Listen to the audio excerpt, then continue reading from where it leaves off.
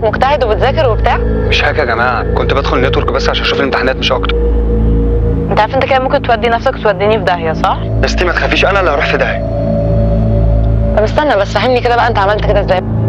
مي يا مي يا مي، او بعت لك فيديوهات تاني؟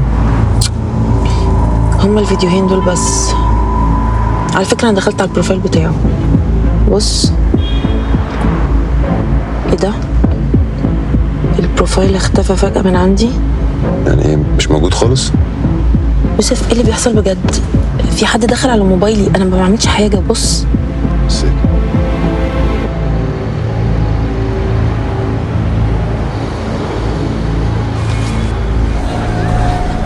انت عملت ايه في مي يا مروان؟ انا ما عملتش حاجه.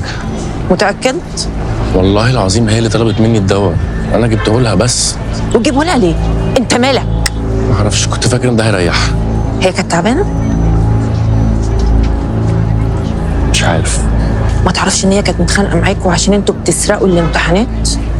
وطبعا الموضوع ده لو كانت عرف كانت هي اول واحدة هتتشت، عشان هي اللي كانت بتشتغل مع محمود على الابليكيشن. ايه كنت فاكر ان انا مش عارف الحاجات دي ولا ايه؟ انا ما سرقتش امتحانات. صح، ادم اللي سرق. انت بقى كنت بتعمل ايه؟ كنت بتشتري الامتحانات ولا كنت بتاخدها هديه جدعانه من صاحبك؟ طبعا انا مش محتاجه اقول لك ان لو الموضوع ده اتعرف انتوا هتبقوا في حته وحشه قوي، صح؟ هو انت عايزه ايه مني بالظبط؟ انت اخر مره جبت لها الادويه امتى؟ كان يوم الحادثه بتاعتها. بس والله العظيم انا كنت عايز اساعدها، ما كنتش عارف الادويه دي هتضرها خالص. وبعدين هي كانت بتاخد الادويه دي على طول. وانت عرفت منين ان هي كانت بتاخدهم على طول؟